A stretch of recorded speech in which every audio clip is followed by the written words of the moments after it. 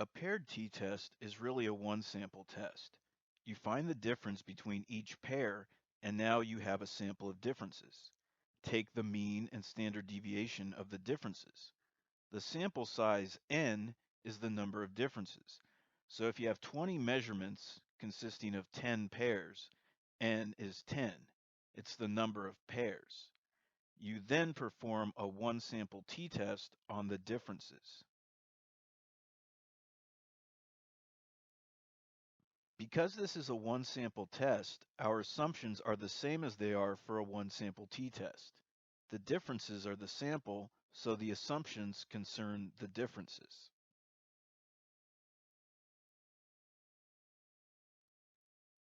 Say you want to test the difference in mean SAT scores between males and females.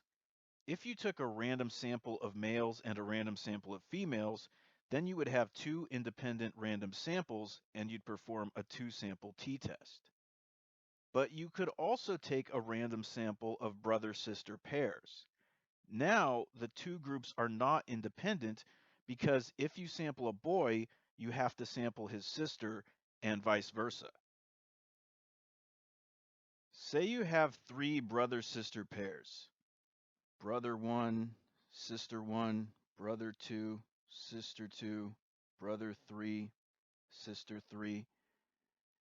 We can think of the variation in these people's scores as having two potential sources. There's sex, and then everything other than sex, like genetics, home life, the school they go to, etc. Sex acts on these pairs, but this second source of variation will mostly apply to these three boys and these three girls, not so much on the brother-sister pairs because many of these variables are the same for each pair. If we did a two-sample test here, we would be assuming that this variation acts on brother-sister pairs just the same as it acts on unrelated boys and unrelated girls. Essentially, the problem with doing the two-sample test here is that it will mess up our calculation of the variance in the data. We'll get the wrong sample standard deviation. Here's an example of the paired t-test. There are these two sleep drugs, and the amount of excess sleep each patient gets compared to a control drug is given in this data.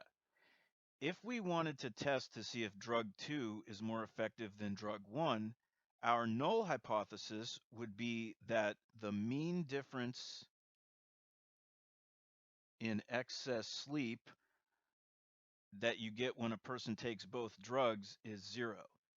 And the alternative would be that the mean difference in excess sleep is less than 0, where we're subtracting drug 1 minus drug 2. Because if the average of drug 1 minus drug 2 is negative, that would mean that drug 2 gives you higher excess sleep. You have to pay attention to the direction of the subtraction. Before we do a t-test, we have to check our assumptions. I'll assume that this is a random sample so that these people are independent. The histogram of the differences looks reasonably normal. It has this one outlier skewing it, but it looks good enough to me. The outlier isn't that far away, and it's otherwise pretty symmetric. What I do is take the difference for each pair of measurements. I then perform a one-sample t-test on these differences. The sample mean of these differences is negative 1.58. The sample's standard deviation is 1.23. I have 10 patients who took both drugs, so that gives me 10 differences. N equals 10, and the degrees of freedom are 10 minus 1, which is 9. I compare the t-statistic I got, which is negative 4.062, to a t-distribution with 9 degrees of freedom. I'm only looking in the less than direction because of my alternative hypothesis. I only care about the area behind negative 4.062, and that's 0.0014. My p-value is 0.0014. I reject the null hypothesis at the 0.05 level and conclude that drug 2 is more effective. Recall that a confidence interval corresponds to a two-sided test. So you wouldn't perform a one-sided test like I just did and then report a two-sided confidence interval. I'm just showing the calculation for illustration purposes. I wanted to point out that you need to pay attention to the direction of subtraction when you interpret this interval. If your data is set up correctly, you can use R's t-test function for this. The syntax is the same as it is for the two-sample test.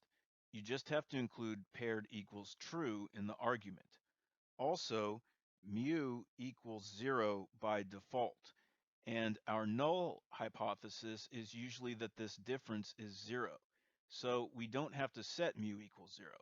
But you could change your null hypothesis to mu equals 5 or whatever you want.